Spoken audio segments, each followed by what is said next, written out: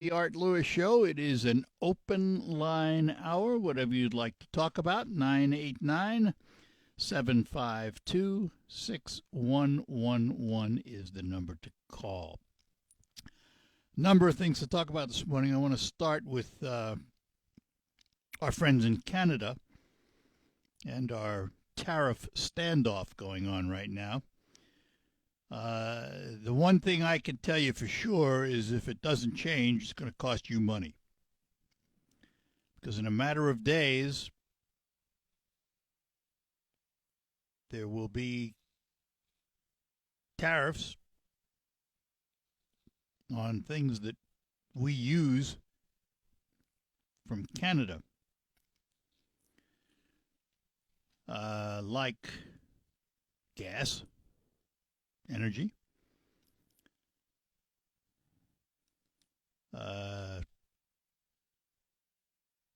what else do we get from Canada? We need a lot of cars and the transport of cars back and forth and the products used to make those cars. Now, here's my guess as to what's going to happen, because we've seen this before with Canada and the president. I think what's going to happen is that both sides will come to the realization that this is not the way to do business with your best trading partner and your best friend. And they will sit down and they will come to terms, and all of a sudden those tariffs will go away again. This is not the first time that we've been to this point. And I do believe that that's what's going to happen. I think saner heads are going to, stay out of the media, and behind closed doors will come together and come to a deal that everybody can live with, and everybody walks away friends again.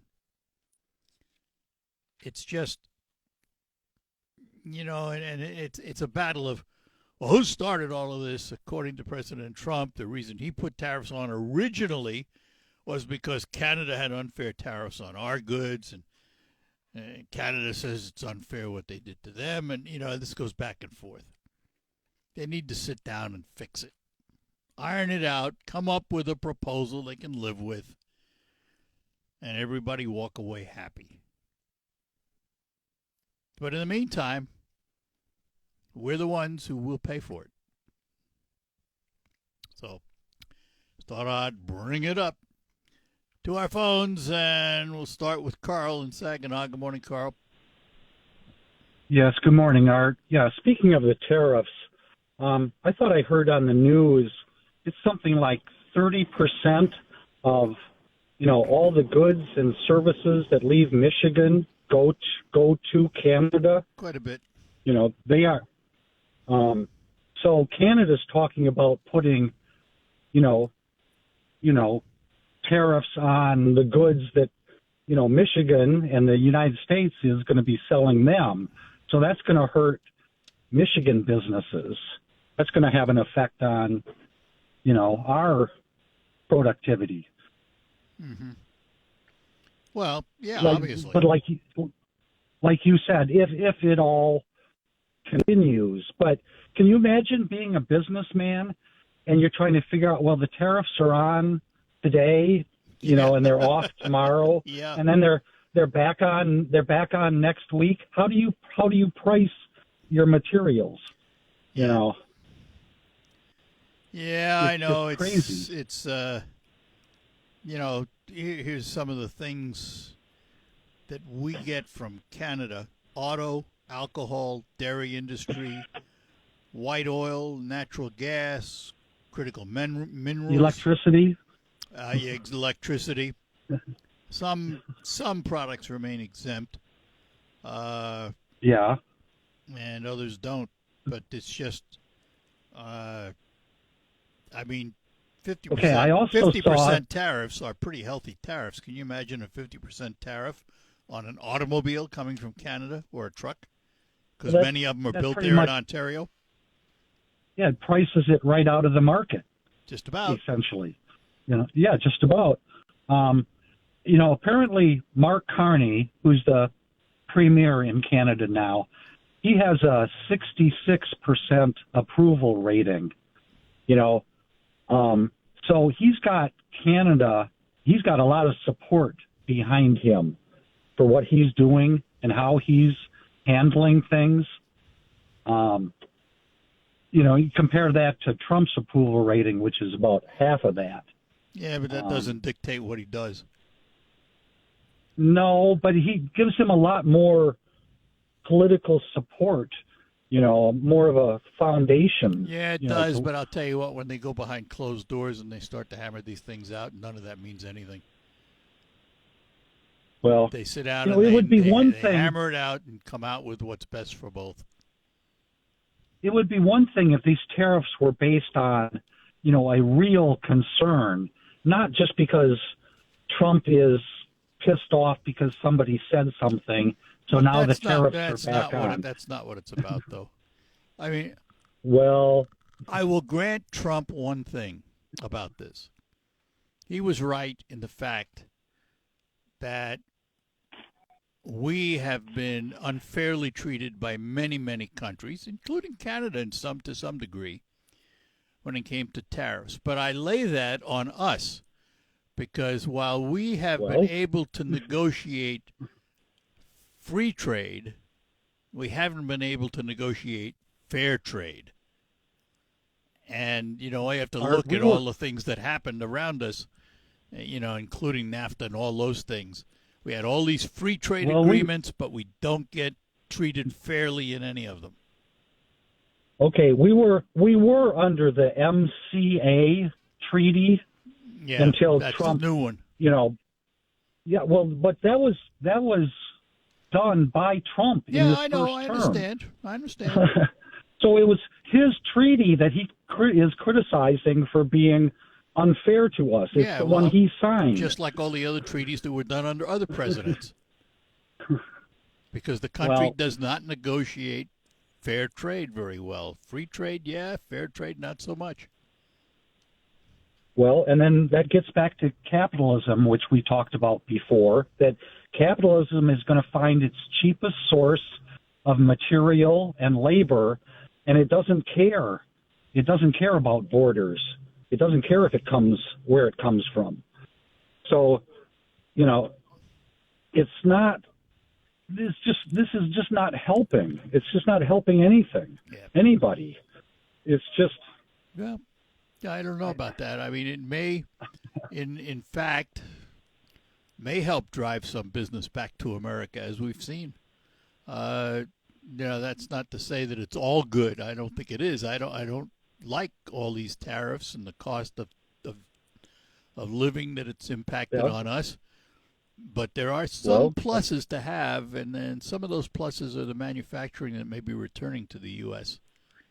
Time will tell. There's a reason for targeted tariffs, like maybe you said on specific things, car parts or something like that. But you don't just put a 50% tariff on like half of what they sell us. That's just Trump. All right. Trying to act like. Okay. Good Thank you. Have a good one. Bye-bye. Carol, hang on. We'll get to you next. Let me take a moment to talk about sleep and how you did last night. Because, in the world we live in today where we're asked to do more for less, you go to bed and in theory you spend a third of your life there. You really need quality sleep. And you can get it with a quality mattress from Sanitary Mattress. Now, you can visit all the so-called sleep stores where you can rest assured the mattress you're using is manufactured right here in the Great Lakes Bay region to your specifications. Your dollars are spent and they stay right here in our local economy. Your time in bed may be cut short by today's demanding world, but don't be fooled. You can still get a quality good night's sleep on a Sanitary Mattress. And they feature 1-hour delivery window of your mattress to your home. And by the way, if you have an RV or a boat, Sanitary Mattress will custom make a mattress for you to your exact size, something the box stores can't do. Visit the Sanitary Mattress factory and showroom serving this area since 1935. Set your GPS to 5343 Janes Road in Saginaw, just east of the Harry Brown Airport. Visit them on the web at sanitarymattress.com or call them at 989-753-1757. Mid-Michigan homeowners this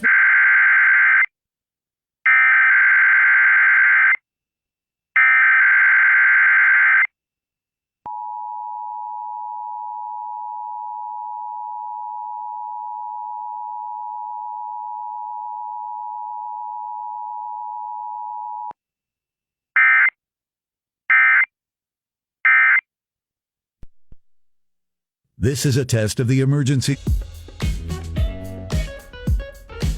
All right, we're back with you. Back to our phones. Carol is in Sheridan. Carol, good morning.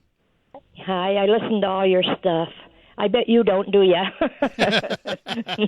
You don't, do ya? I'm not going to say a thing. Innocent bystander. One thing, we have a 2012 F-150, which was built in Canada, and it's been a nice truck.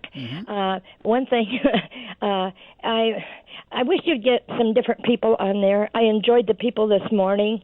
I'm so sick of politics up to nauseum like everybody else. But one thing that really, really bothers me, one thing the Nature Conservancy does a lot of nice things. If people's interested in something new and different, it's their 75th anniversary, and they buy up things and help so many people in so many countries. If people's never checked into the Nature Conservancy, it's a wonderful deal. Also, I'm very worried about there's no bugs. I have a pet toad. I've had it almost a year. I cannot hardly find him enough bugs to feed that toad. I must have them because I have two toads that live in my basement. And they seem well fed.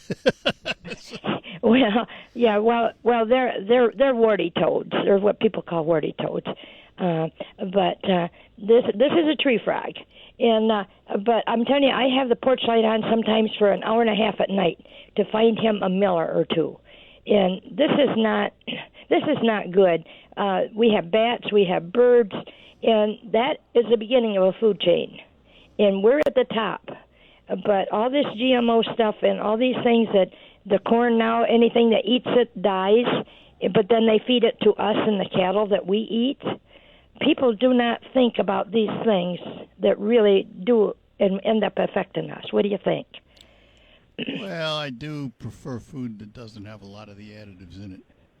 But how do you know what's in it? Well, you don't sometimes. I mean, obviously, if you go to a market and you take fresh corn, you don't know what the farmer used. No. But by the same token, I don't know. I've been eating it all my life, and so far so good. So far so good, yeah. Well, me too, because I love corn. There we go. We're still kicking. I know. But it is something that maybe people, because everybody eats, not everybody enjoys politics. Not everybody, has the same view. But if you'd have an entomologist on or somebody that could kind of explain some of these things, what we are doing to our world, and I know it's a little different. You have no grandchildren. And that does make a difference of the world we leave behind for these kids. Well, it doesn't matter. I don't want to make it worse for somebody else's grandkids. No. But I mean, people do not think in the long terms of things. Yeah. Of what we are doing. It's improved, the last 25 years, the way people think. But still, it is something to wonder about. Yeah. All right. And a little different. And of course, we know that a head of this country is not interested in any environmental stuff. That's it. That's the end of money. Money is his game, and it's too bad because money can only buy you items. They can't buy you love. Careful now, you're getting political. No, but you cannot. But money does not buy you love and understanding, and people get carried away with this money deal, and it's too bad. There's so many nice things to enjoy without it being money wise. All right. But I just thought but you find me a good entomologist. We'll work on it. Thanks. Thank you. Take care. Bye bye now. Yep. Bye bye. And we'll say hi to Mark in Midland. Mark, good morning. Good morning, Art. How are you, sir? Good.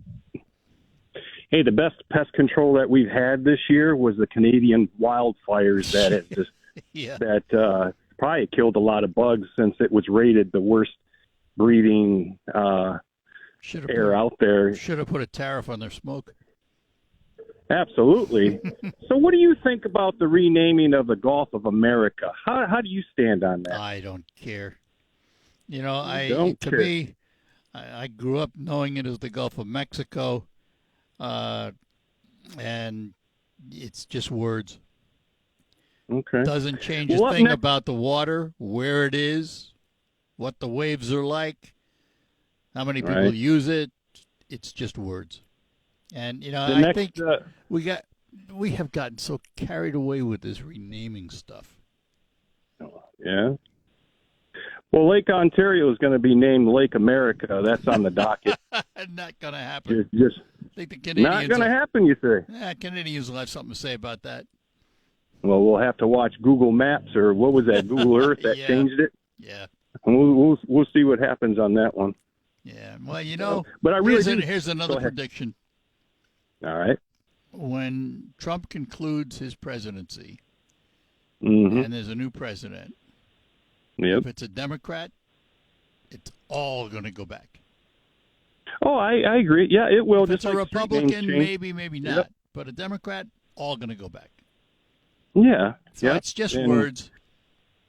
Just like if a Democrat gets in charge as far as a presidency or overtakes Congress, it'll be nothing but impeachment trials, Oh, investigation, that. and nothing gets done. Right. Nothing will get done. Either So, way, nothing gets done.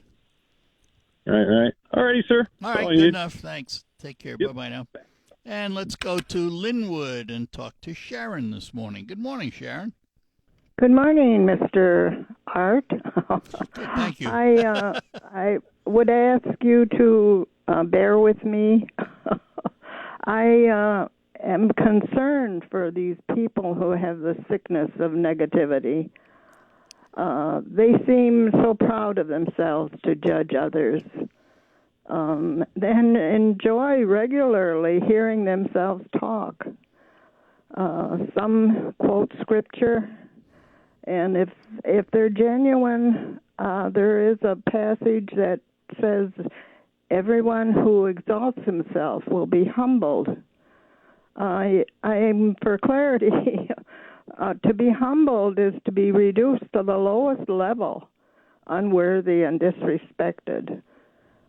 We will all reap what we sow, and I just ask for free speech this one time. Not next week or next month or whatever. Some of these that are regulars. Well, here's the thing, Sharon, that we have to respect. Well, I know. I know. Yeah, hang on. Free speech is just that. However, there are parts of free speech people seem not to understand. First of all, a reading of the First Amendment of free speech, there is no mention of consequences. It doesn't say free speech without consequence. And there's no mention of a guaranteed audience. It doesn't guarantee anybody's going to hear what you have to say. Now, from our position as a radio station and what we do, we provide a platform for speech. However, it's not free, it's privileged. And that is to say, it's a privilege to do it on this radio station, where at any moment we could tell you, no, we're not going to do it. You don't have a right to be on the radio. You have a right to say what's on your mind, but I'm not guaranteeing you an audience. And a lot of people don't understand that. Somehow they think that this is here for them, and they can use it any way they want, when they want, how long they want. Not the case. Well, I do acknowledge that, but the some that are such regulars, I just couldn't stand it this morning anymore. Well, I understand that. I do understand that. And it's one of the reasons, if you've noticed, this week happens to be an exception, but if you've noticed, over a course of the last particularly several months, there have been fewer open shows. Many more Right. guests. Many more guests. I know. So that's one of the things at play. Right. So but it's a constant. It's something we're constantly aware of. So Well, I think we each have to look to ourselves for corrections. yeah, I like that. Yeah. Well, thank you. Thanks for calling. I appreciate it. Anytime. Bye. Take care. Bye now. All right, Chuck, hang on. We'll get to you right after these notes. Get ready to bring home the... All right, we're back with you here on the Art Lewis Show, and back to our phones. We're going to go to Bay City and talk to Chuck this morning. Good morning, Chuck. Good morning, Art. I always get a kick out of when people say money can't buy love. They've never owned a Labrador puppy. Well, not just Labrador puppies, any puppy, actually, for that matter. That's true. I know, and I'm a lab guy, so. I'm a Shih Tzu guy, so. Well, when people talk about substances in our food and all that, all these so-called additives, well, one thing they have to realize is that nature is not benign. Nature produces more substances in plants, mutagenic and carcinogenic substances than humans have ever thought about. I mean, there's lots of, your coffee has tons of mutagenic and carcinogenic substances in it, and people don't realize that. All I got to do is look it up. But what they don't realize, and this is the big thing, is for 500 years, we've known that the dose makes the poison. So it's not the substance itself, it's the dose. You could take strychnine pills. They used to use strychnine medicinally 7,500 years ago. In fact, I have some, and it's got a pharmaceutical label on it. And it's something that is used back then, but today, of course, we don't use it. But you could take it in a low dose, not going to hurt you. High dose could kill you. Water can actually kill you if you drank too much all at once. Sure. So there are a lot of substances that if you take too much of anything, but you'd have to, a lot of substances, if it's a liquid, you'd have to drink a roomful to affect you, because the dose is so low in most of our foods, whether they spray chemicals in the fields or wherever you get it. The doses are so low, they really don't affect the human body. And our liver and kidneys are wonderful in terms of getting rid of all that, metabolizing all that and getting rid of it. Yeah, to a point. To a point. That's what I mean. We can abuse our livers. Many people that's do. Alcohol. Well, Alcohol that's part of it. idea. Well, that's the liver, of course. But, it's well known that if you take too much of anything, it's going to damage your internals. And you're right. You can drink too much water. Yeah, well, that's what I'm getting at with the dose. You're right. Liver, kidneys, you can damage anything with too much of anything. But most substances that's on food, we don't have to worry about it.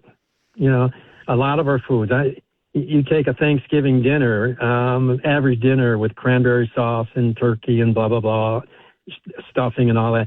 It's funny because there's a recipe for that, and it has all the mutagens and carcinogens that are in a typical Thanksgiving dinner, and people would be shocked to see what's in it.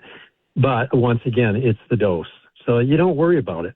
Yeah, well, you do worry about it to a degree. I mean, but we don't worry about it like we should, because the reality is the products you buy in the store, if you would actually read the ingredient label, you wonder where the food is because there are so many additives.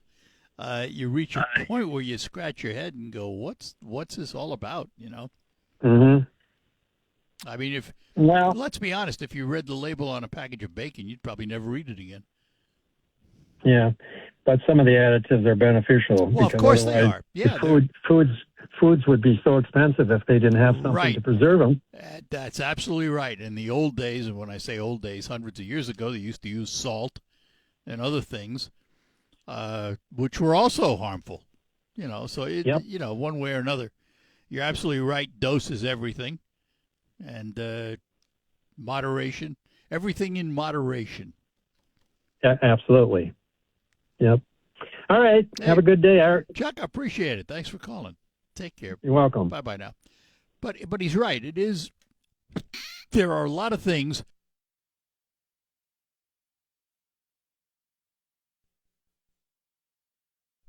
Anyway, my microphone cut out there for a minute. There's a lot of things we take into our bodies that we have no idea what they are, what they do to us, or anything else. But if it's in moderation and it's just very slight amounts, it really doesn't hurt us. Helps us. Preserves the food, makes it last longer. Improves the taste, all of those things. And, compared to where we are today, when you go in the grocery store and you see all of the things stocked up on those shelves, imagine what it was like a couple hundred years ago. They didn't have any of the convenience we have. Now, some will say that convenience has caused maladies in people. But overall, when I open my refrigerator and I take a product out to consume, I don't read the label. The only time I read the label, it's not the only time, but most of the time, when I'm looking at a label, I'm looking for calories and fat. And I don't think about all the other things that are around it. Now, maybe I'm foolish that way, but that's the way it is. That's what I look at. So, I just think, and I think Chuck is absolutely right, moderation is the key to everything in life. When you drive a car, you moderate your speed. You don't drive at the optimum, maximum speed that car can do. Car may be able to drive 150 miles an hour. You don't. You moderate. You follow the speed limits, supposedly. You moderate in everything you do in life. Otherwise, it catches up to you. If, for example, you enjoy a glass of wine or a cocktail every now and then, that's moderation. If you have to have 6 or 7 in a row every day, that's not. And it will catch up to you. Moderation. Our bodies can adjust to moderation.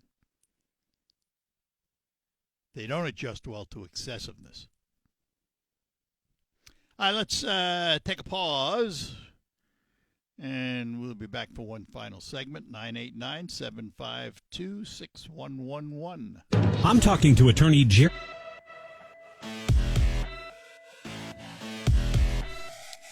And we're back with you on the Art Lewis Show. A few minutes remaining. You'd like to call in, 989-752-6111. Just reading an article about one of my favorite spots in the United States. It's the second largest reservoir in the nation. It's called Lake Powell. I've been to Page, Arizona many, many, many times and been on Lake Powell many times on boat rides and boat tours. And the water levels are down now as far as they have ever been. And, of course, it is impacting tourism because of a western drought. Lake Powell this month fell to its lowest level ever. And the federal government now has restricted taking water from the Colorado River. And they're involved in some lawsuits about that. But it has impacted tourism. And yet, you can still rent a boat. You can still rent a houseboat. All the things that Lake Powell is known for are still there. While the levels are low, it's still one of the largest man-made recreation areas in the country. But some of the lake's boat launch ramps have been closed. And it just makes for longer wait times.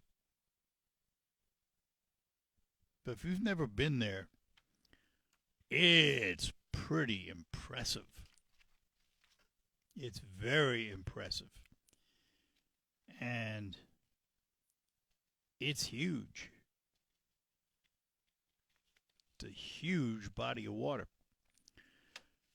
But it and Lake Mead and others are down. And that does not portend well for the western part of the United States and its needs for water. All right, let's talk to Cam in Freeland. Cam, good morning. Good morning, Art. I got 3 questions or 3 things I wanted to mention. First would be regarding Potter Street. We have a fairly nice railroad museum on the southwest side of town. Right. And I was wondering why they don't combine resources, and because that place over there, they got a lot of stuff and they're just starving for space. Yeah, but that would be one thing Potter Street would have. Any chance that would work out? Well, space, yes, but the money factor is neither of them are swimming in dollars. I think it's move everything over there, sell that property, and help rehab the station. Well, it's an idea. I mean, it's on Maple Street, I think, if I'm not mistaken. And it's it's got a lot of old equipment over there. There's storage of a couple of passenger cars over there that are in rough shape, but they're owned by others. Right. I don't know. That's an interesting. I think if Potter Street were put back into good shape, it would make an excellent home for a museum like that. No doubt. But I agree. But it's got a ways to go, and I don't think that. I don't think that museum is in a position to put forth what it takes to make it happen. I think they all have their own it's issues. Definitely not the complete answer, but but a railroad museum is something that would pull people in from outside the area. I mean, as opposed to a bus station. But there's no reason why you couldn't have both. Exactly, a transportation hub. Yeah. A couple other questions. I mentioned one time about having Freeland Fabricators on, and I don't get to listen every day. There are days I listen from 6:30 in the morning until Joe Pags comes on. And then there's other days I'm popping in and out, and other days I don't get to listen at all. Did you ever have the Fabricators on? No, I have not, but I should. Let me mark that They're down. the world champion runners-up. I mean, I don't know how many teams we got around here that can say something like that. And I have a grandson that's involved with that too, so that's that interest. And then one last question. Like I said, I often listen all the way through the 11 o'clock hour. And when Terry Henney is on, when I was growing up, I worked on farms a lot, but have very little knowledge of the business side of farming. And Terry Henney often uses a lot of terms that I really don't know what they are. Would you ever consider having Terry on to explain comments or definition of various terms that the average layman like myself, like what does November mean? I mean, I know it's a month, but all right. Sales in November, what does that mean? Yeah. Well, it's futures in the commodity market. And you need to be a commodity market expert to explain a lot of that. But he is. Yeah. That's a good idea. All right, Cam. Yeah, we should have him on. And for those of us that listen all the way through 11 o'clock hour, waiting for Mark Lee Van Camp and Robin, it would make some of the things that he talks about make a lot more sense. So, all right. Have a blessed day, man. Hey, you too. Thanks for calling. Bye-bye. Bye. Bye-bye. Now, Gene, sorry, not going to get to you today. We'll have to save it for another time. But that'll do it for the Art Lewis Show. Coming up on Focus, we expect to be talking about the SBRC Marketplace in downtown Saginaw. And Rachel will be with us. That'll be coming up right after the news from ABC and the Local Report with Michael Percha. I'm Art Lewis. We'll be back after the news. This segment of our community